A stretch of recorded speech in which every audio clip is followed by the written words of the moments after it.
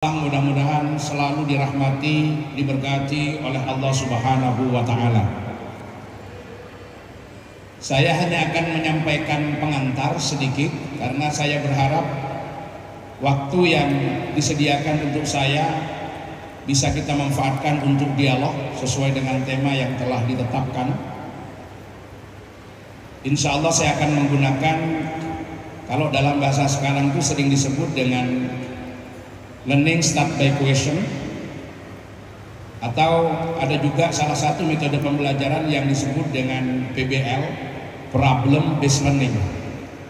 Jadi kita memulai dari masalah, memulai dari pertanyaan yang dihadapi oleh adik-adik sekalian untuk kita pecahkan bersama.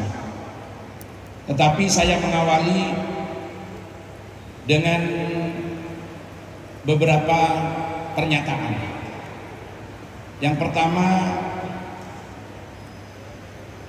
Nelson Mandela itu mengatakan begini,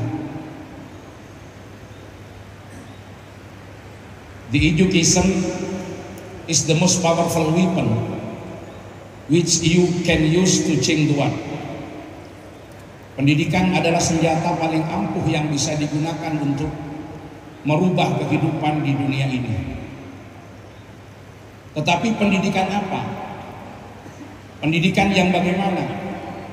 Tadi sudah banyak diurai oleh Ketua Lembaga Pengkajian Keagamaan dan Keaswadaan, juga sudah banyak disampaikan oleh Pak Rektor tentang orientasi pendidikan yang diselenggarakan di Universitas Islam Malang ini. Maka pernyataan saya yang kedua adalah, the education is not only about transferring of knowledge, but the most important thing is about building character. Jadi pendidikan tidak sekedar transformasi ilmu pengetahuan, tetapi yang tidak kalah pentingnya adalah membangun karakter. Salah satu prinsip penting di dalam Ahlus Sunnah wal Jamaah yang akan kita aktualisasikan dalam konteks kehidupan saat ini, utamanya bagi adik-adik yang tadi sudah disebutkan masuk Gen 25, itu adalah prinsip at-tawazun. Prinsip di dalam aswaja itu yang paling masyhur itu ada 3T1I: tawassut, tawazun, tasamuh, i'tidal. Tawassut itu adalah mauqiful wasti bainat tatarrufain, sikap pertengahan di antara dua kutub ekstremitas, tidak memiliki sikap ekstrim kanan dan ekstrim kiri. Kalau bahasanya Kiai Ma'ruf Amin itu waktu itu sebagai Islam pengurus besar Nahdlatul Ulama, warga NU yang menganut aswaja tidak boleh punya sikap yang radikal dan liberal, la radikaliyah wala liberaliyah. Jadi prinsip pertengahan itu tidak radikal dan tidak boleh liberal. Itu pertama. Yang kedua adalah at-tawazun. At-tawazun itu adalah prinsip keseimbangan. Keseimbangan antara dimensi duniawi dan dimensi ukhrawi. Keseimbangan antara hablum minallah dan hablum minannas. Termasuk di dalam proses pembelajaran. Keseimbangan untuk melakukan proses pembelajaran yang mengarah kepada peningkatan dari intellectual quotient, emotional quotient, dan spiritual quotient. Keseimbangan pada tiga hal ini. Artinya orientasi pembelajaran yang ada di Universitas Islam Malang ini tidak sekedar melakukan kegiatan-kegiatan akademik yang berorientasi pada peningkatan kecerdasan intelektual, tetapi lebih dari itu, pada peningkatan kecerdasan emosional dan kecerdasan spiritual. Kenapa harus ini yang dilakukan? Dan kenapa kita harus berpegang kepada prinsip at-tawazun? Ternyata setelah kita lakukan survei atau penelitian sederhana, hidup yang kita jalani ini, adik-adik semua, bukanlah hidup yang normal. Mungkin kalian semua sekarang berpikir setelah selesai SMA pada usia 18 tahun kemudian kuliah, rata-rata nanti usia 22 sampai 24 sudah S1. Kemudian memulai karir. Pada usia ke-30 sudah mulai memantapkan jalan. Kemana kira-kira orientasi kehidupan kita? Sudah mulai menata bagaimana kita mendapatkan kehidupan yang mapan. Walaupun mapan dalam pandangan kita adalah mapan dalam orientasi kehidupan dunia dan akhirat, karena kita berprinsip pada keseimbangan seperti tadi yang disampaikan. Kita tidak mungkin berada pada dunia murni sebagai orientasi kita, tapi tetap antara dimensi duniawi dan ukhrawi kita seimbangkan. Tapi ternyata apa hasilnya? Tidak selamanya hidup kita ini berjalan normal sesuai dengan apa yang kita rancang. Ma kullu ma yatamannal mar'u yudrikuhu ta'tiryahu ma la tastahisufun.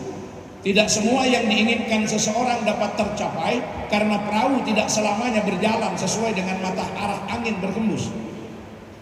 Ada yang sampai usia 27, 28 belum jelas kemana orientasinya, kemana pekerjaannya.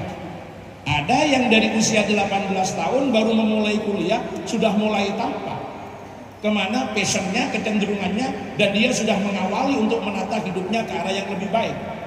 Baik dalam perspektif aswaja tadi, keseimbangan antara dimensi duniawi dan dimensi ukhrawi, karena ada aspek tawazu. Ada satu penelitian yang dilaksanakan di UGM, satu lembaga yang bernama ICC, Engineering Career Center, sebuah lembaga yang meneliti para lulusan perguruan tinggi yang sudah bergelar sarjana, berapa persen yang bekerja sesuai dengan passionnya. Ternyata hasil penelitiannya lumayan mengejutkan. 67% para sarjana tidak bekerja sesuai dengan passionnya. Banyak lulusan fakultas teknik ternyata jadi pengusaha kuliner.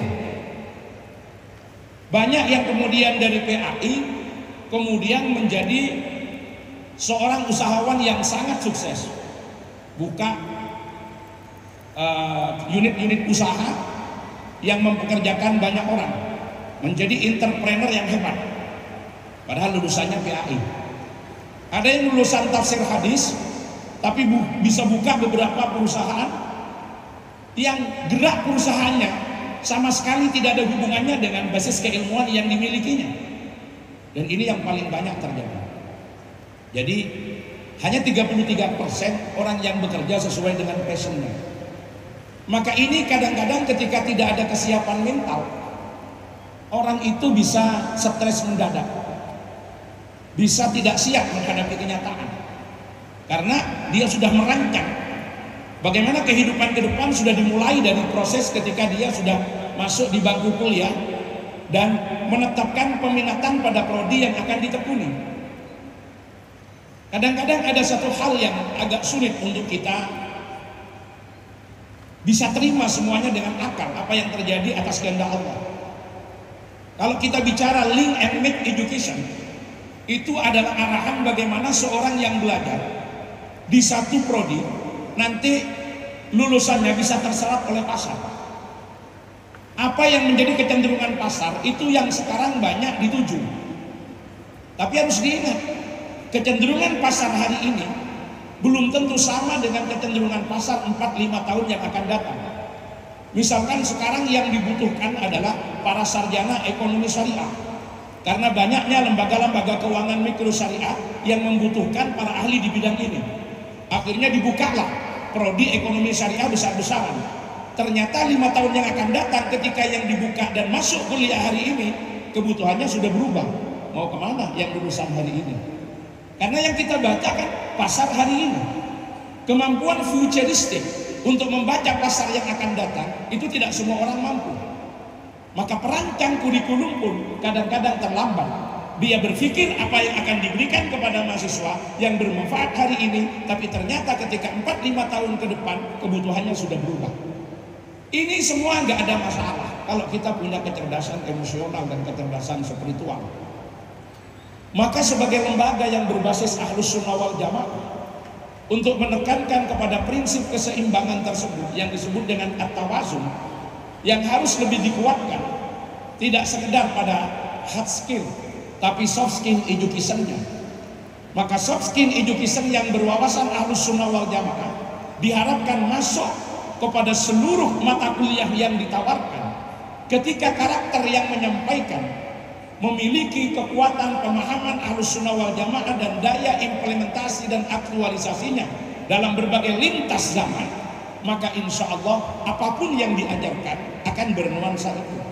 Apakah itu mata kuliah dalam rumpun agama, mata kuliah dalam rumpun pengembangan sains dan teknologi, tetap akan didasari itu. Maka ketika kita dihadapkan pada persoalan ini, jelas kalau lembaga seperti Universitas Islam Malang ini tidak sekedar menyiapkan para alumni yang ready for use, tapi sekaligus ready for life. Ready for use itu siap pakai. Bahasa siap pakai dipersiapkan hard skillnya. Dia punya keterampilan, keahlian dan kemampuan. Tapi persoalannya orangnya siap pakai, yang memakai tidak ada, sama saja. Maka beda dengan ready for life. Ready for life itu siap hidup. Siap hidup itu kita mampu melampaui berbagai macam tantangan dalam kehidupan. Kita siap hidup dalam kondisi dan situasi apapun. Walaupun passion kita di sini, tapi ketika pasar beralih, kita tidak pernah kehilangan cara untuk masuk di situ. Itulah karakter Ahlus Sunnah wal Jamaah dengan kelenturannya. Ya, nanti saya tidak akan berbicara mahir Ahlus Sunnah wal Jamaah, nanti akan disampaikan yang lain sesuai dengan arah saja. Nanti silakan kalau itu masih mau ditanyakan. Tapi beberapa hal yang harus dimiliki oleh adik-adik sekalian, yang itu tidak lain adalah materi-materi yang paling banyak disampaikan di dalam penguatan aswaja. Di dalam pengembangan soft skill education, paling tidak ada 5 hal yang harus dimiliki. Ini pengantar saya. Apa 5 hal itu? Yang pertama adalah communication. Communication ini dalam bahasa Yunisme adalah silaturahim. Memperkuat silaturahim, memperkuat jaringan dengan siapapun. Jelas dalam bahasa agama kita, dalam perspektif aswaja, membuka pintu rezeki. Man arada ayyusi Allah fi rizqihi wa yutawwila fi umrihi falyasil rahimah. Barang siapa yang ingin Allah panjangkan usianya, perbanyak rezekinya, silahkan lakukan silaturahim. Ini prinsip soft skill education. Yang pertama adalah communication. Communication itu tidak lain adalah silaturahim. Nah, kenapa silaturahim itu diyakini memperpanjang usia, memperpanjang umur? Ini juga muncul problem teologis. Bagaimana Ahlus Sunnah wal Jamaah memandang itu? Bagi Ahlus Sunnah wal Jamaah, umur dan usia itu dibedakan. Apa itu usia? Batasan waktu yang Allah tetapkan, maka disebut ajal. Apa umur? Yang termanifestasi dalam kemakmuran dari batasan waktu yang Allah berikan. Maka orang yang usianya 90 tahun bisa jadi umurnya 20 tahun. Kenapa? Karena yang 70 tahun tidak pantas untuk dibaca riwayat hidupnya. Malah malu-maluin kalau itu kemudian dimasukkan dalam biografinya. Isin dek diwaca anak butuh. Maka sebetulnya orang itu ya hanya 20 tahun aja umurnya. Walaupun usianya sampai berapa? Sampai 90 tahun. Nah, kemudian orang bertanya, katanya tidak, kalau sudah datang ajal tidak bisa maju, tidak bisa mundur. Lah yang tidak bisa maju dan tidak bisa mundur itu ternyata usia, bukan umur. Idza jaa ajaluhum la yastakhiruna sa'atan wa la yastaqdimun. Yang Rasulullah katakan orang silaturahim bukan memperpanjang ajal, tapi memperpanjang umur. Ayutawillahu fi umri. Umur yang termanifestasi dalam kebaikan dari usia yang ada. Imam Nawawi usianya 45 tahun, tapi umurnya sampai hari ini masih ada. Kenapa? Nggak ada orang yang ngaji fikih di mazhab Syafi'i yang tidak kenal Imam Nawawi. Maka tadi yang disampaikan ketua di dalam Ta'limul Muta'allim itu sudah disebutkan. Kalau beliau menyebutkan orang yang tidak mau belajar itu fakabbir arba'an li mautihi. Tapi dalam syair yang lain disebutkan dalam Ta'limul Muta'allim itu al-alimuna al-jahiluna fa mautun qabla mautihimu wal alimuna wa in matu fa ahya'u. Orang bodoh itu sudah mati sebelum matinya. Tapi kalau orang alim, walaupun mati dia akan tetap hidup. Sampai hari ini Imam Nawawi umurnya masih ada. Siapa yang tidak kenal Imam Nawawi? Apalagi Imam Syafi'i, apalagi para sahabat. Berarti beliau-beliau panjang umur, walaupun tidak panjang usia. Jadi yang nggak bisa maju, nggak bisa mundur itu adalah usia, bukan umur. Yang kedua, idza ketika masuk fi'il madhi itu maknanya adalah istiqbal. Jadi idza jaa kalau datang berarti belum datang. Kalau sudah datang nggak bisa maju, nggak bisa mundur. Tapi kalau belum datang, kemudian kita lakukan silaturahim, umur bisa saja diperpanjang usianya. Itu karena idza jaa. Ini kan problem-problem teologis yang kita yakini. Maka kalau terkait dengan memperluas rizki, jelas orang banyak jaringan, banyak silaturahim akan melapangkan jalan rizkinya.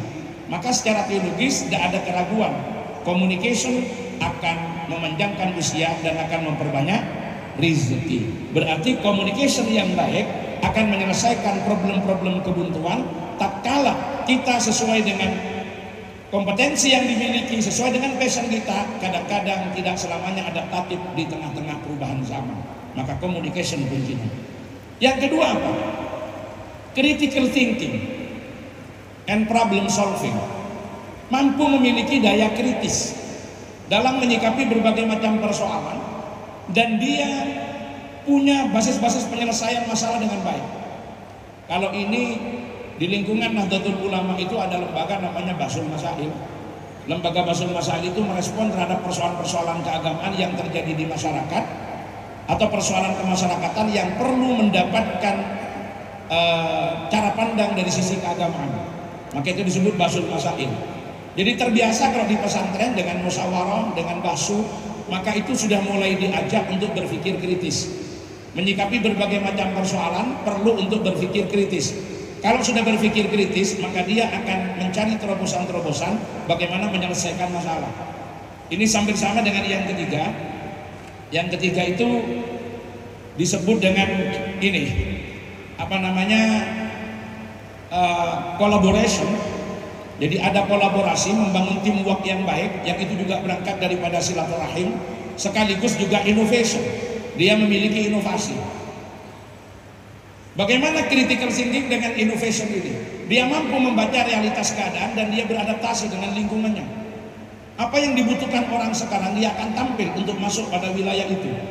Dia tidak akan kaku terhadap perkembangan zaman, karena dia lentur dalam memaknai tek-tek keagamaan. Jadi contoh, kalau kita mengkaji di dalam kajian-kajian fikih perspektif aswaja, itu hasilnya kelenturannya luar biasa. Rata-rata memiliki daya jangkau di dalam perubahan-perubahan zaman. Walaupun kita juga sudah diberitahu ada sebuah prinsip dasar yang kita kembangkan adalah taghayyurul hukmi bi taghayyuril azminati wal ahwali wal amkan. Perubahan hukum itu sangat erat kaitannya dengan perubahan situasi dan kondisi. Jadi situasi yang berubah menuntut terhadap perubahan perilaku, sehingga kita tidak kaku, kita tidak rigid dalam memandang persoalan hanya berpatok kepada salah satu perspektif pemahaman terhadap teks, tapi kita bisa lentur dengan basis-basis pemahaman Ahlus Sunnah wal Jamaah tadi. Nah ini misalkan kita dalam kaitannya dengan produksi, misalkan teman-teman yang adik-adik yang ada di pertanian, sampean produksi apa misalkan? Nanam singkong. Ternyata setelah singkong itu ditanam, kemudian banyak, produksinya berlimpah, harganya menjadi murah. Berapa harga singkong per kilo? 5.000. Karena memiliki kemampuan inovasi dan beradaptasi dengan situasi. Sampean tidak kaget, nanam singkong kok hanya 5.000 per kilo. Akhirnya tahan dulu, jangan dijual singkongnya, biarkan singkong kira-kira seminggu. Setelah direbus tidak perlu biaya mahal, cukup dikasih ragi. Ternyata singkong dalam seminggu berubah menjadi apa? Menjadi tape. Dari 5.000 per kilo, ketika sudah jadi tape menjadi berapa per kilo? Bisa 10 sampai 15.000. Berarti ada peningkatan yang cukup signifikan, lebih daripada 100% dari bahan baku ketika kita bergerak sedikit. Ternyata ketika produksi tape banyak, rawan sekali tapenya akan gosok, karena belum memiliki jalur distribusi yang mapan. Alurnya kemana? Akhirnya sampean pakai lagi akalnya, jangan hanya dijual tapenya, dirubahlah tape itu kemudian menjadi produk,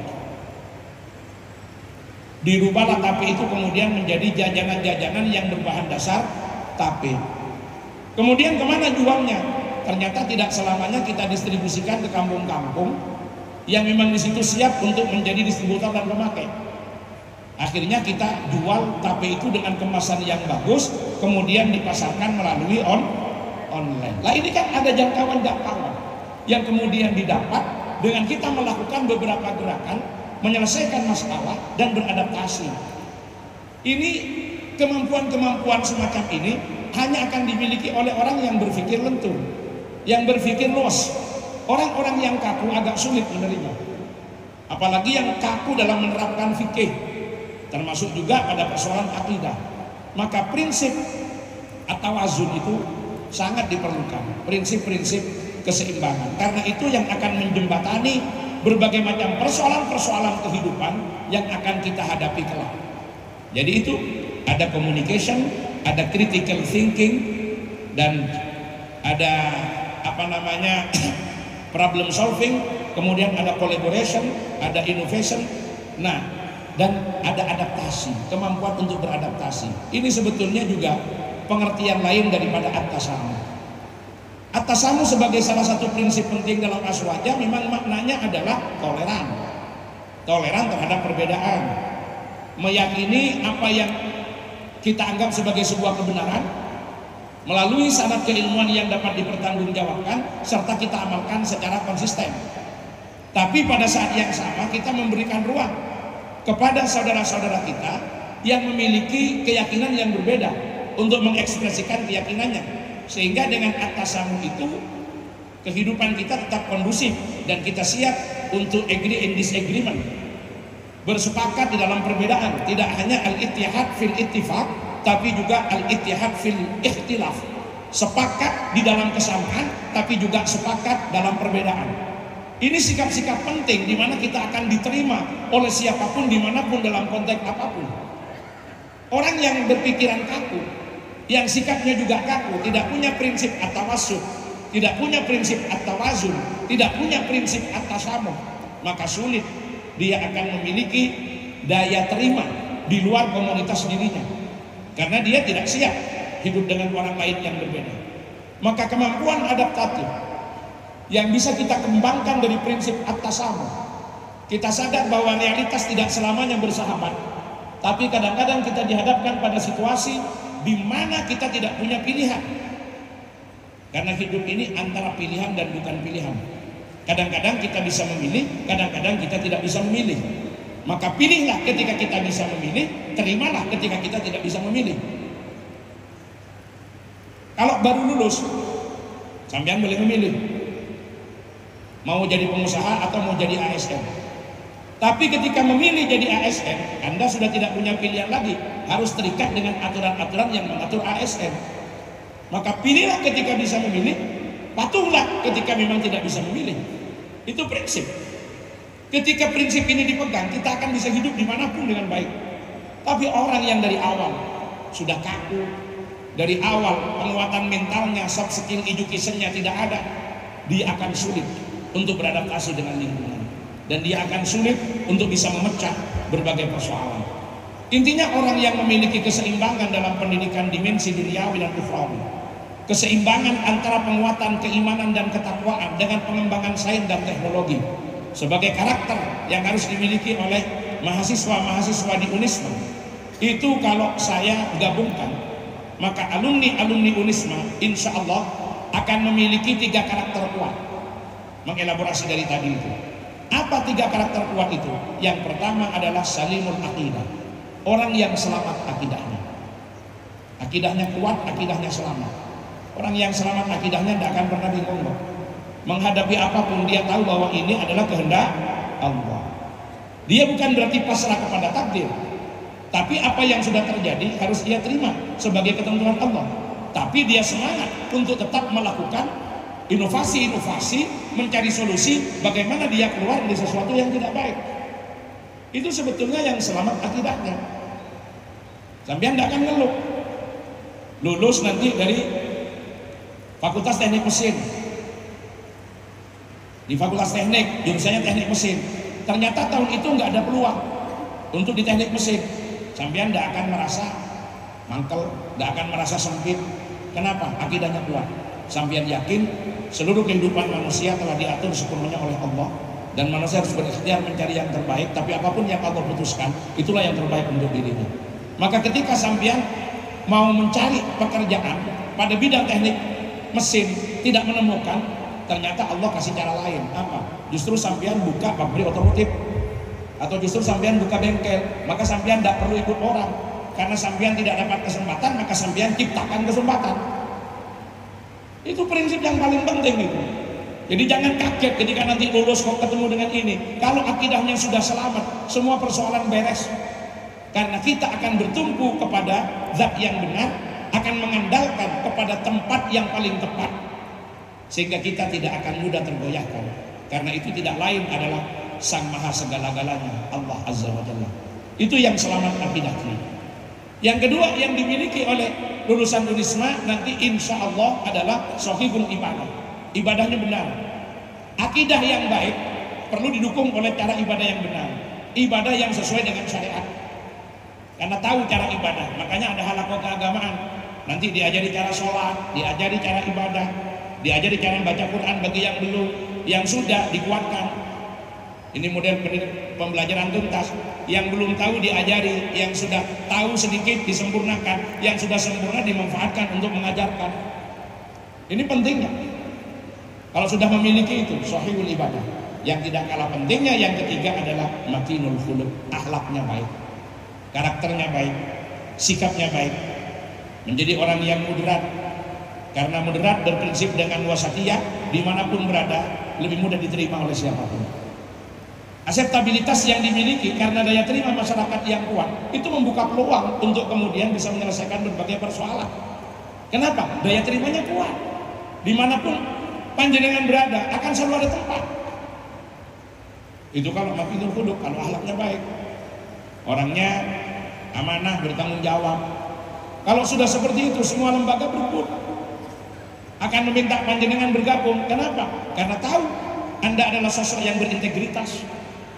Maka dia akan pernah memotong jalannya sendiri, justru membuka jalannya.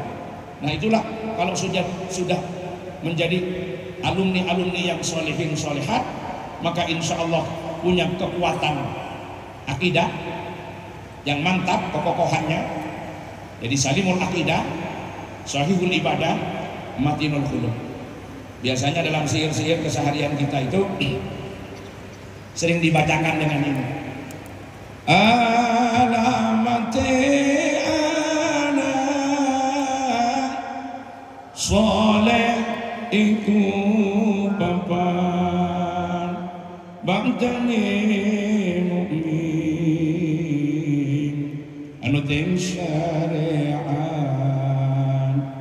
kan dihim lisane alus ngendikane kapindo mulyaaken ing wong tuwani. Ayo bersama-sama. Alamatena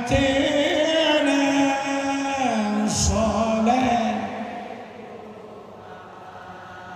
bangtane mukmin anu tim syariat kan dihim lisani alus kapindo mulyaaken kaping telu ing bocah cili-cili kemarin satulur gawe becik kaping asik bocah cili-cili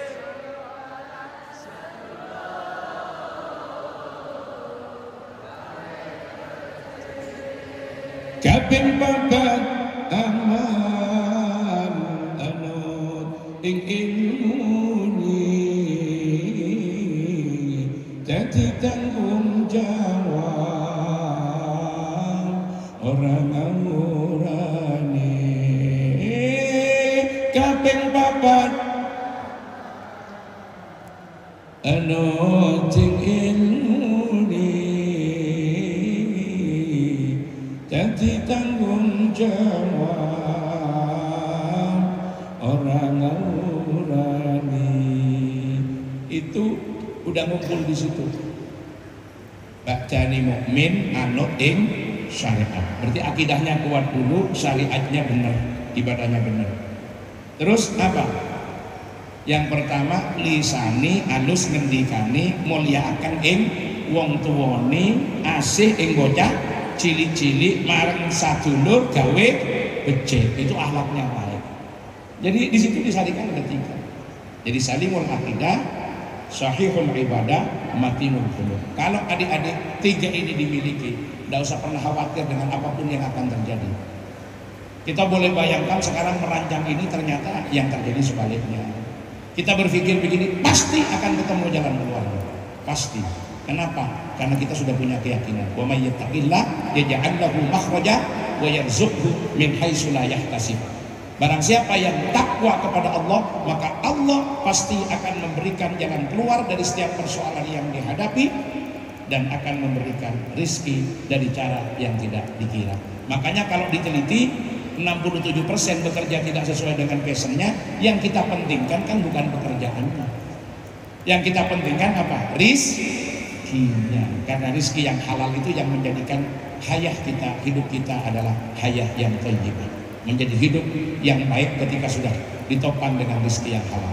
Insya Allah dengan penguatan Ahlus Sunnah wal Jamaah, kita berpegang pada prinsip-prinsip aswaja dengan baik, insya Allah kita tidak akan pernah gentar menghadapi apapun yang akan terjadi pada zaman kita. Saya kira ini sebatas pengantar. Saya ingin lebih banyak pada dialog, baik dari apa yang disampaikan tadi sedikit sebagai pengantar untuk diperluas, didalami, atau persoalan-persoalan yang lainnya yang ada kaitannya dengan keaswajaan, keislaman, atau keindonesiaan. Saya persilakan dan mohon kepada moderator Raisul Bernamid untuk mengatur lalu lintas dialog, dan satu pertanyaan langsung dijawab, satu pertanyaan langsung dijawab. Baik, adik-adik kita beri aplaus dulu untuk beliau. Bangun. Ayo bangun. Bangun. Baik, dari apa yang sudah disampaikan beliau, kami persilahkan adik-adik untuk menanyakan, mengkonfirmasi atau yang lainnya dengan mengangkat tangan. Perkenalkan diri, oke, belakang, saya samperin. Nah, belakang dulu karena yang angkat tangan dari belakang tadi. Kita harus semangat adik-adik, siap lagi. Oke, silakan berdiri mas. Nah, sebutkan nama, asalnya dari mana, prodi apa. Assalamualaikum warahmatullahi wabarakatuh. Waalaikumsalam warahmatullahi wabarakatuh. Nama saya Al-Fatani Rizki Rahmatullah dari Jember, program studi agroteknologi.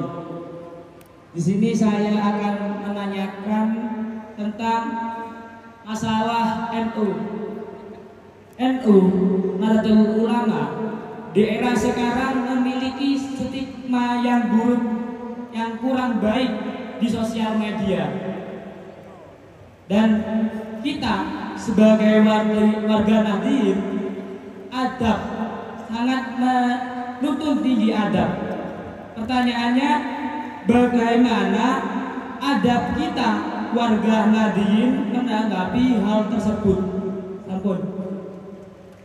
Assalamualaikum warahmatullahi wabarakatuh. Waalaikumsalam warahmatullahi wabarakatuh. Pertanyaan yang sangat luar biasa, kritis, tapi tetap berpatokan pada adab kesantunan dan tata krama.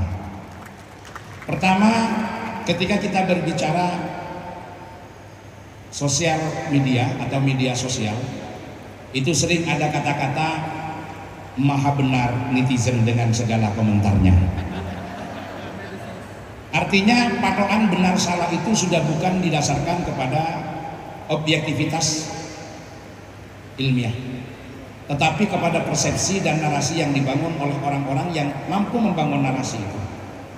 Apalagi memang ada kepentingan-kepentingan orang tertentu dengan memanfaatkan para cyber untuk kemudian mempengaruhi opini massa melalui narasi-narasi yang dibangun di media. Saya tidak mau menutupi karena ini sudah pada persoalan konsumsi publik. Akhir-akhir ini yang menjadi banyak sorotan adalah kasus kuota haji. Sekarang kalau kita mau objektif menilai, ini banyak para ahli hukum, itu sedikit pun tidak ada kaitannya dengan NU. NU tidak punya kewenangan mengatur kuota haji. Tidak ada kapasitas yang diberikan oleh pemerintah untuk NU ikut cawe-cawe mengatur kuota haji. Yang kemudian disorot itu karena ada kemungkinan menyeret beberapa oknum yang itu kebetulan menjadi fungsionaris di NU, bukan NU secara kelembagaan kalau kita mau jujur. Dan itu gak ada kaitannya dengan NU. Kalau ada oknum A terseret, bukan karena posisinya di NU, karena posisinya di Kemenak. Karena Kemenak yang punya kewenangan itu. Kalau dia bukan orang Kemenak, tidak mungkin ikut-ikut ngatur itu. Berarti bukan karena posisinya di NU. Saya yang ada di NU, para kiai di samping saya yang ada di NU, yang gak ada hubungannya dengan mengatur kuota haji. Itu kan narasi yang dibangun. Siapa yang membangun narasi? Orang yang punya kepentingan dalam tanda petik, kepentingan yang tidak selamanya baik terhadap Nahdlatul Ulama, sehingga membangun narasi itu. Kalau sekarang kita mau jujur, dari sekian penyelidikan, walaupun kemudian sudah ada 3 orang yang dicekal, walaupun sampai hari ini belum ditetapkan siapa tersangkanya, ngulur-ngulur untuk tidak menetapkan tersangka, itu juga ada framing yang diinginkan. Walaupun kemudian kemarin orang yang sama, yang awalnya mau mengaitkan dengan NU sudah berubah. Maaf, bukan NU-nya, tapi orangnya. Itu sudah dijelaskan. Tapi kadang-kadang yang kadung tersebar statement yang pertama, yang kedua tindasannya sudah kalah. Ya memang itu permainan media begitu. Pada akhirnya minta maaf kan, tapi klarifikasinya lebih sedikit. Sama dengan ramainya kasus Songhora kemarin, ketika ada yang menolak fatwa MUI, dia klarifikasi bahwa yang dimaksud tidak begitu. Cuma nolaknya sudah tersebar, klarifikasinya gak didengar orang. Seperti itu problemnya, itu problem media. Mohon izin, kalau mau dikaitkan siapa yang sudah mengembalikan uang, itu ada 2 orang. Ketika diperiksa di tempat Gus Yakut, terserah nanti status hukumnya seperti apa, kita tidak mau ikut-ikut. Karena dia juga bukan pejabat di NU, hanya dikaitkan karena dia adiknya ketua umum. Nggak ada hubungannya. Nggak ada hubungannya. Mohon maaf, kalau nanti ada saudaranya pejabat punya masalah, apakah saudaranya ikut? Ya tidak. Masing-masing bertanggung jawab dengan perbuatannya sendiri-sendiri. Yang sudah jelas-jelas, saya tidak apa-apa ini ngomong di depan media. Yang sudah jelas-jelas ketahuan, itu siapa yang mengembalikan uang? 1, Khalid Basalamah, yang dijadikan barang bukti, tergantung modusnya apa dan bagaimana. Yang kedua, Hilman Latif. Hilman Latif itu siapa? Mohon maaf, mohon izin, Pak Hilman Latif itu adalah bendahara umum pengurus pusat Muhammadiyah. Tapi kenapa? Media yang bermain begitu. Tidak semua orang sadar. Sampai sekarang belum ditetapkan, walaupun ada nama Isfa Abidal Aziz, salah satu ketua juga sudah dicekal. Tapi belum mengembalikan uang, belum apa. Karena ketika bicara korupsi, orang memikirkan apa? Seakan-akan ada uang negara yang diambil. Padahal konstruksi dalam bidang ini nggak ada begitu. Ada kuota yang ditambahkan. Yang kuota itu seharusnya berdasarkan undang-undang itu adalah 80% untuk haji reguler, 20% untuk haji khusus. Dari 20.000 itu dibagi menjadi 2. Itu kuotanya, ternyata dibagi 10.000. Apakah kemudian ada uang negara? Nggak ada. Ketika mereka dapat juga nggak ada masuk ke negara. Tetapi dari kuota ini berpotensi untuk dijual belikan. Itu berpotensi. Kalau untuk dapat uang bisa, tapi nggak ada kerugian negara. Yang ada apa? Ya jamaah haji reguler menunggunya tidak lebih cepat gitu. Bukan lebih lama, uang itu bukan kuota asal, kuota tambahan. Hanya tidak bisa lebih cepat. Di situ tidak ketidakadilannya. Tapi nggak ada uang yang diambil di situ. Kalau ada, ya uang yang dihimpun dari jamaah sebagai konsekuensi itu. Tapi konstruksi hukumnya kan nggak demikian yang dipahami oleh masyarakat. Nah, cuma kita sikapnya gimana? Sekarang bicara sikap. Itu kan kasus. Saya paham kira-kira maksud jenengan kan ke itu kan yang akhir-akhir ini ramai gitu. Nah, sikapnya bagaimana? Hadratus Syekh itu sudah pernah pesan gini di dalam Muqaddimah Qanun Asasi di Jam'iyah Nahdlatul Ulama, ketika beliau memesankan begini, fahalummu kullukum wa man tabi'akum jami'an minal fuqara wal awliya wad du'afa wal aqwiya ila hadhihi al jam'iyyah al mubarakah al mawsumah bi jam'iyyati Nahdlatul Ulama fa innaha jam'iyyatu adlin wa aman wa islahin wa ihsan fadkhuluha bil mahabbati wal widad wal ulfati wal ittihad wa ittisalin bi arwahin wa ajsad fa innaha hulwun ala afwahil akhyar wa ghussatun ala ulasimil asrar. NU ini menarik, NU ini seksi, NU ini baik bagi siapa? Ala afwahil akhyar, bagi orang yang baik, bagi orang yang pikirannya baik. Tapi harus siap orang NU.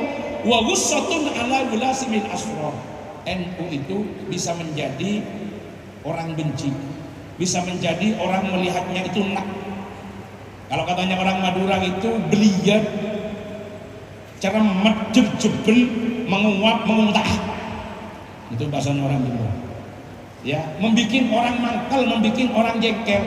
Tapi bagi siapa? Ala ulasimil asrar, atas orang-orang yang memang tidak baik. Maka bagaimana? Biarkan aja. Kebenaran akan menemukan jalannya sendiri. Karena tidak mungkin ada kaitannya dengan institusi. Kalau itu dilakukan pribadi. Kenapa dicantolkan? Ada keinginan besar. Nanti itu akan terlihat sendiri. Allahumma sholli ala Muhammad. Jadi bagaimana sikap kita di media? Ya tidak usah pusing-pusing. Kita teriakkan. Siapapun yang salah harus diproses sesuai dengan ketentuan yang berlaku. Tapi kesalahan oknum tidak boleh menyeret institusi. Itu adalah sebuah ketidakadilan. Apa kaitannya? Dan orang sekarang ini terbiasa dengan takmim. Apa itu takmim? Mengeneralisir. Ada kesalahan satu orang, orang lain yang tidak melakukan itu ditimpakan juga. Mana rumus yang bisa begitu? Enggak ada rumus yang bisa begitu. Kalau kemudian ada salah satu mahasiswa Unisma bersalah, apakah Unismanya akan kena? Seharusnya tidak ikut bertanggung jawab. Itu tanggung jawab individu. Tapi kadang-kadang memang dikait-kaitkan. Lah itu kebiasaan orang. Maka kalau seperti itu, bagaimana sikap kita? Itu yang terpenting, yang ditanyakan jenengan. Biarkan. Apakah kita perlu mengklarifikasi? Tidak perlu. Lalu bagaimana counter opini? Kalau itu yang akan dilakukan, kita juga sudah terlambat. Terlalu banyak orang yang bermain-main di wilayah itu. Maka ada pesan yang disampaikan Syekh Ali Tontowi. Ini menjadi sikap kita. Bagaimana kita akan tetap eksis, kita akan tetap bisa untuk move on dalam situasi dan kondisi apapun. Kita tidak akan pernah terhalang dengan hal-hal yang tidak nyaman bagi kita. Apa kata Syekh Ali Tontowi?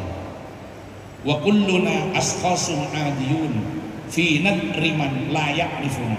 Kita ini orang biasa-biasa bagi orang yang tidak kenal kita. Kalau orang tidak kenal kita ini biasa-biasa.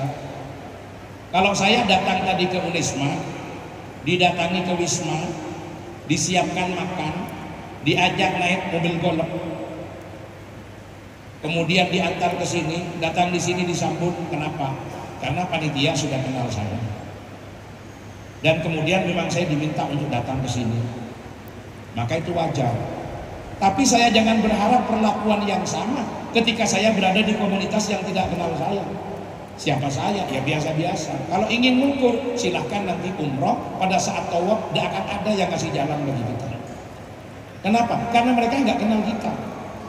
Pak Rektor itu rektor di Unisma. Ketika ada di pelataran Masjidil Haram, orang nggak mau tahu beliau siapa. Kalau jalannya lambat, ya ditabrak. Kalau tidak ngantri, nggak bisa nyelonong. Itulah ukurannya. Wa nahnu qaumun adiyun fi nadri man la ya'rifuna. Wa nahnu qaumun ra'i'un fi nadri man ya'rifuna. Kita ini pribadi-pribadi yang menarik bagi orang yang kenal kita. Kalau bagi yang kenal kita ini mulai menarik. Seakan-akan ada privilege, ada tempat. Saya dikasih tempat lebih tinggi dengan panjenengan. Kenapa? Ya karena memang saya yang berbicara, sampean yang mendengarkan. Kalau sampean lebih tinggi dari saya, itu namanya konslet. Saya tahu sampean airnya tidak sebanyak saya. Mungkin aqua gelas, saya dikasih aqua botol, ditambah jahe dan ditambah kopi. Kenapa? Lagi-lagi karena saya bicara, sampean dengarkan. Kan tidak mungkin sampean airnya lebih besar dari saya. Betul? Ya kenapa? Sudah kenal saya. Tapi lebih dari itu, bal nahnu qaumun mumayyizun fi nadri man yuhibbuna. Kita ini adalah orang-orang istimewa. Bagi siapa? Bagi orang yang cinta kita. Kalau orang cinta, kita istimewa. Tapi jangan lupa siap mental. Fanahnu qaumun sayyi'un indaman yahqidu alaina. Kita ini orang jelek bagi siapa? Yang benci kita. Kalau orang sudah benci kita, mau apapun, kita ini jelek. Paham? Maka apa kata Syekh Ali Tantawi, Mas yang dari Jember tadi? Fala tu'ib nafsaka lituhsina surataka indal akhirin. Jangan berpayah-payah untuk memperbaiki performa kita agar tampak baik di hadapan orang lain. Karena orang akan menilai sesuai dengan preferensinya yang dimilikinya kepada kita.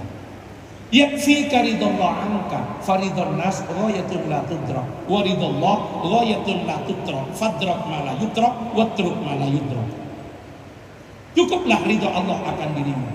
Kenapa? Ridho semua manusia tidak akan pernah bisa engkau gapai.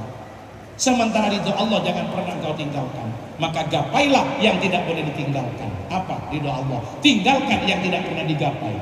Fadrak ma la yudrak watruk ma la yudrak. Ini ungkapan yang sangat indah. Fadrak ma la yudrak, kejar yang enggak boleh ditinggal. Apa? Ridho Allah. Watruk ma la yudrak, tinggalkan yang enggak bisa dikejar. Apa? Ridho orang. Jadi cukup begitu. Bagaimana? Kita proporsional. Kalau ada kesempatan silahkan dengan cara apapun untuk menunjukkan saja. Bukan untuk membela diri, tapi tunjukkan bahwa kita tidak seperti yang apa mereka persepsikan. Nanti kebenaran akan ketemu dengan jalannya sendiri. Tunjukkan dengan apa? Dengan prestasi. Tunjukkan apa? Dengan pengabdian. Lulusan-lulusan UNISMA yang berprestasi tidak akan terkontaminasi hanya gara-gara isu-isu yang tidak jelas itu. Tunjukkan saja prestasi kalian semua di masyarakat, maka nanti jalan lapang akan ketemu dengan sambian. Dan orang yang bermain-main itu akan tetap ketemu dengan problemnya sendiri. Karena yakin NU itu organisasinya para aulia, dan Hadratus Syekh sudah mengatakan ini Jam'iyah Mubarakah, organisasi yang diberkati. Tapi kata orang Madura, cek rokai NU Barokah tapi malate. Malate, paham ya? Maksudnya NU itu barokai tapi juga malati. Kata orang Madura, nolai. Jadi barokai tapi nolai. Bagi siapa malatinya? Yang main-main dengan itu. Bagi siapa barokainya? Yang sungguh-sungguh di dalam berkhidmat kepada Nahdlatul Ulama. Maka teguhkan hati, kuatkan prinsip. Yang kita lihat bukan opini yang orang sampaikan, tetapi bagaimana nilai kebenaran pada ajaran, berprinsiplah pada itu. Jangan pernah khawatir, selama Anda berada pada kebenaran, Allah yang akan menjaga Anda dari pandangan jelek dari orang lain. Insya Allah kita akan aman-aman saja dengan semua persoalan itu. Biarkan di media mau jalan seperti apapun, toh mereka sudah menghakimi sebelum ada keputusan, dan itu cara mereka. Ya salahnya sampean yang tidak punya literasi digital yang baik, yang harus mampu melek. Tidak semua informasi itu ditelan, tetapi harus ada daya konfirmasi. Bagaimana sikap aswaja ketika melihat seperti itu? Budayakan tabayyun. Idza ja'akum fasikum binaba'in fatabayyanu. Karena tanpa tabayyun ditelan, apalagi langsung di-share, itu sangat membahayakan. Saya kira itu. Terima kasih. Penanya yang kedua, silakan. Silakan. Tuh. Banyak sekali. Dari Putri coba dari Putri. Nah, ini tuan. Ini. Gantian ya, yang Putri dulu. Cek. Biar berimbang. Silakan sebutkan nama, asal dan prodi. Assalamualaikum warahmatullahi wabarakatuh. Waalaikumsalam warahmatullahi wabarakatuh. Saya Siti Marifatul Mulisa dari Fakultas Ekonomi Bisnis Prodi Perbankan Syariah. Izin bertanya, Bapak, ketika kita kuliah diniatkan untuk mencari ilmu, bukan hanya mencari kerja, bagaimana caranya mendapatkan ilmu yang barokah manfaat sebagai mahasiswa di UNISMA? Terima kasih. Terima kasih, luar biasa pertanyaannya. Ini jadi bekal untuk mahasiswa baru. Jadi disebutkan di dalam sebuah hadis, kam min amalin yatasawwaru bi a'malid dunya fayasiru min a'malil akhir bi husnil niyyah. Wa kam min amalin yatasawwaru min a'malil akhirah fayasiru min a'malid dunya bi su'in niyyah. Banyak amal yang kesannya amal dunia tapi jadi akhirat karena baiknya niat.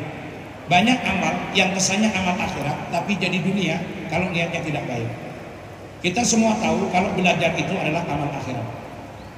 Belajar itu tidak dibedakan mau belajar ilmu agama atau pengembangan sains dan teknologi, semuanya sama-sama ibadah. Karena Islam sangat menghargai terhadap ilmu pengetahuan.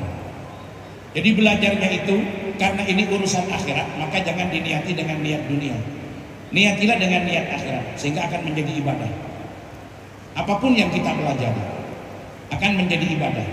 Apa niat yang direkomendasikan di dalam belajar? Pertama adalah niat karena mencari ridha Allah.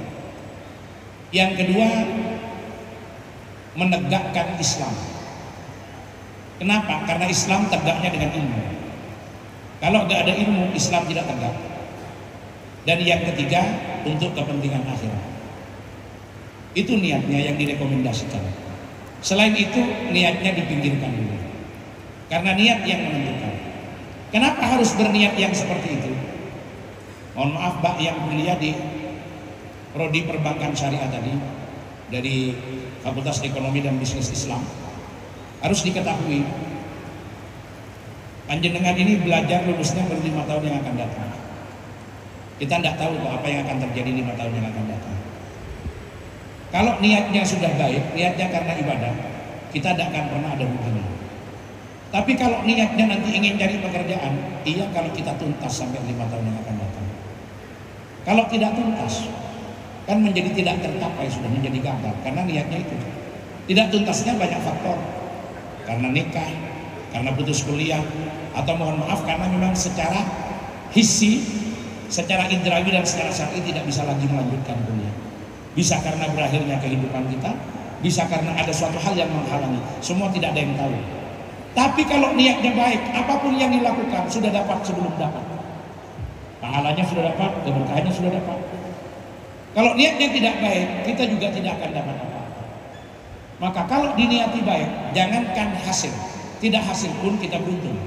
Tapi kalau niat tidak baik, jangankan tidak hasil, hasil pun kita tidak mendapatkan keberkahan. Maka niat itu yang direkomendasikan. 3 hal yang harus dilakukan. Imam Syafi'i mengajarkan begini, karena tadi pertanyaannya ilmu barokah. Tadi yang dibaca bersama-sama dalam taklim itu syarat mendapat ilmu. Paham ya? Syarat untuk mendapatkan ilmu. Ala tanalul ilma illa bisittatin sa'umbika an majmu'iha bibayani dakain wa hirsin wasdibarin wa bulumatin wa irsadi ustadin wa tuli zamanin. Itu syarat mendapatkan ilmu.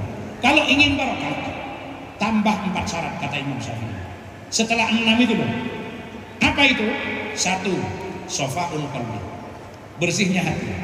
Maka dalam belajar niatnya harus diperbaiki. Itu salahnya adalah antakuna niyatul muta'allim khalisatan liwajhillah. Niat orang belajar karena Allah. Sofaul qalbi. 2. Hilluz zabi, sangunya halal. Sangunya halal. Sangat besar pengaruhnya antara barang halal yang jadi bekalnya dengan kemanfaatan ilmu, bukan dengan kepintaran. Kalau kepintaran gak ada persoalan. Yang dimakan halal haram itu bisa saja pintar, tapi manfaat dan barokah jelas. Yang ketiga, ini kadang-kadang di luar Unisma tidak ada ini. Apa? Prinsip ridho saya. Ridhonya guru. Nanti akan disampaikan ketika belajar bagaimana cara menjadi murid. Sudah dikasih kitabnya Hadratus Syekh Risalah Ahlussunnah wal Jamaah, nanti bisa di-browsing, bisa di-download kitabnya Hadratus Syekh Adabul Alim wal Muta'allim. Biar ilmunya barokah. Ridho Syekh, bagaimana caranya menjadi murid yang baik, bisa mendapatkan ridho guru. Hati-hati. Tidak pernah ada larangan di kampus manapun untuk menyampaikan aspirasi. Demo sebagai lembaga yang membangun daya kritisitas dan agar menjadi kontrol bagi kekuasaan itu penting.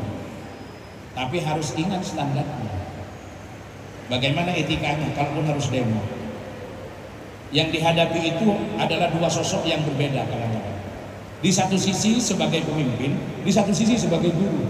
Ini harus hati-hati. Bagaimana santri terhadap guru? Harus hati-hati. Sebagai pemimpin boleh kita kritisi. Mohon izin. Posisi Pak Rektor sebagai pimpinan boleh dikritisi. Tapi hati-hati. Kalau yang mau mengkritisi itu santrinya, maka harus dipilah. Ada prinsip intakit al-qaul wahtarim qailah. Kritik pendapat tapi muliakan orang yang berpendapat. Kun bagidun anil maksiyah wasami al-asi. Jauhi kemaksiatan tapi toleran kepada orangnya. Itu prinsip dalam Ahlussunnah wal Jamaah yang kadang-kadang orang tidak punya. Hawil dauman an takrahal khata' wa la takrahal mukhti. Bencilah kesalahan tapi jangan pernah membenci orang yang salah. Nah, ini luar biasa ini. Pandangan dalam Ahlussunnah wal Jamaah. Hawil dauman an takrahal khata' wa la tukrihal mukhti. Bencilah kesalahan tapi jangan benci orang salah. Kun bagidun anil maksiyah wasami al-asi. Bencilah kemaksiatan tapi toleran sama orang yang bermaksiat. Intakit al-qaul wahtarim qailah. Boleh kritik pendapat tapi muliakan yang berpendapat. Boleh kritik kebijakan tapi muliakan orang yang mengeluarkan kebijakan. Boleh dikritisi keputusan tapi muliakan orang yang memberi keputusan. Awas, khawatir beliaunya adalah guru. Gurunya ini jadi racun. Racun maksudnya apa? Kalau kita salah untuk bersikap, kita akan kena racun itu. Maka jangan pernah rusak kepada guru. Sifate murid iku limu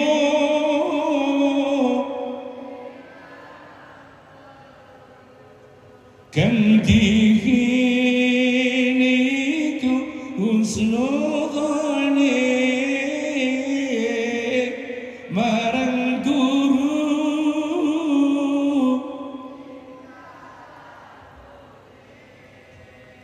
kandihin husnudhani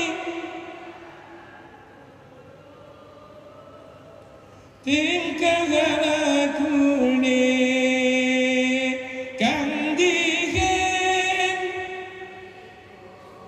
husnudhani marang guru kandihin husnudhani marang guru tingkah lakunya. Ini guru harus husnudhon. Itu yang diajarkan Ahlussunnah wal Jamaah. Kalau ternyata guru memang salah, bagaimana? Urusan kesalahan itu menjadi tanggung jawab beliau dengan hubungannya dengan Allah. Kita yang berhusnudon tidak ada salahnya. Tapi kalau guru merintah yang tidak benar, kita hormat orangnya, tidak boleh diikuti, tidak boleh diikuti perintahnya. Ini luar biasa, ini adab ini yang diajarkan ini. Ini etikanya nanti sampai jadi murid. Karena untuk ilmu barokah harus ada ridho syekh. Harus ada ridho syekh. Kapindo ngalakoni perintah saking guru ne lasmana salah kini maksiat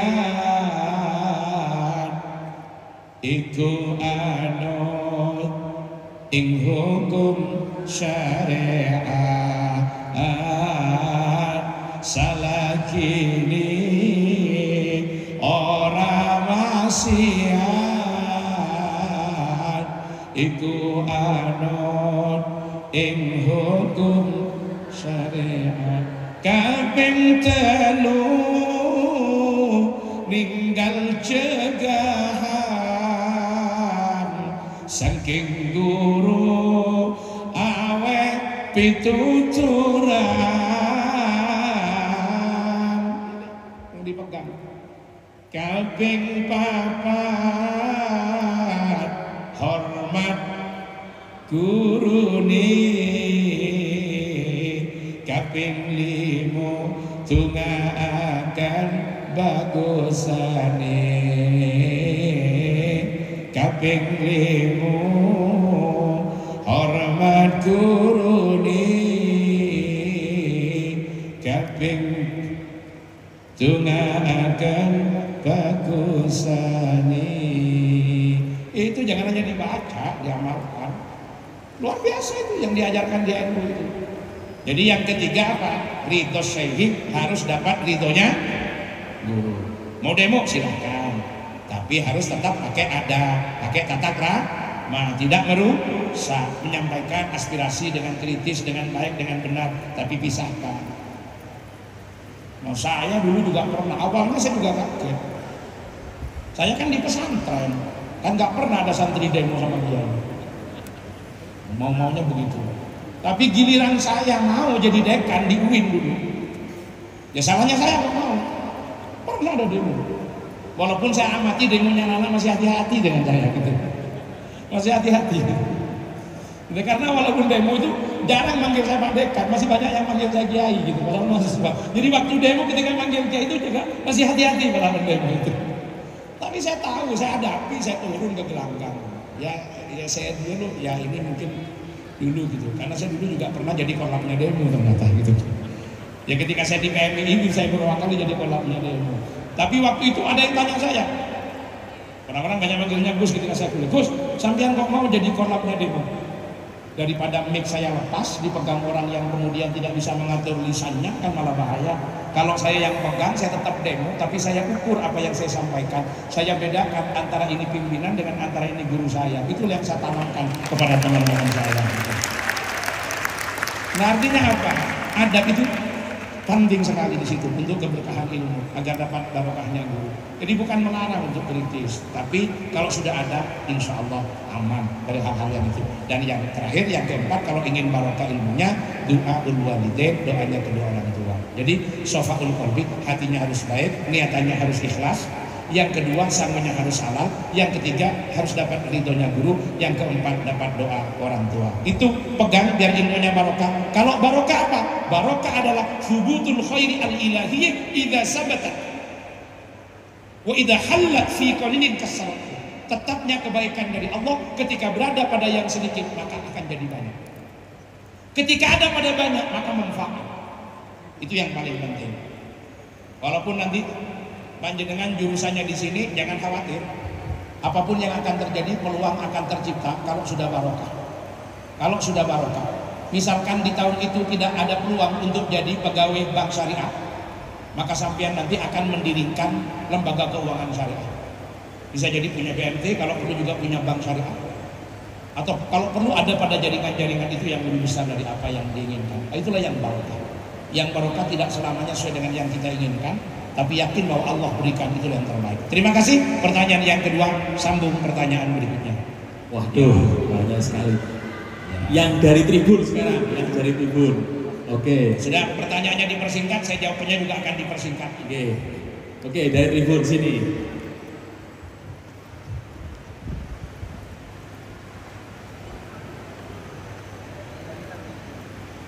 Nama, prodi, asal. Assalamualaikum warahmatullahi wabarakatuh. Waalaikumsalam warahmatullahi wabarakatuh. Perkenalkan, nama saya Tiara Maharani. Saya dari Fakultas Hukum. Asal saya dari Kabupaten Malang. Pertanyaannya ada dua, Pak. Yang pertama, bagaimana jika saya berguru kepada guru non-NU? Apakah ada larangan atau tindakan yang harus saya was-wasi? Yang kedua, dan bagaimana jika saya percaya Islam Jawa atau yang biasa disebut dengan Islam kejawen? Kan terkadang saya melakukan hal gini, kailo, pamali gitu Pak. Terkadang kan tidak ada di Al-Quran maupun hadis. Bagaimana cara menanggapi hal tersebut? Terima kasih. Terima kasih, pertanyaan yang luar biasa. Sudah siap-siap menfilter dirinya. Bagaimana kalau berguru kepada non-NU? Tidak ada halangan bagi kita untuk berguru kepada siapapun sesuai dengan kebutuhan keilmuannya. Bahkan lintas, jangankan kepada non-NU, kepada non-muslim nggak apa-apa. Kalau yang memang kita kaji, dialah yang punya otoritas kebenaran pada wilayah itu. Kita menghargai ilmu, apapun ilmu itu. Kalau kita mau belajar sains dan teknologi, kebetulan yang menguasai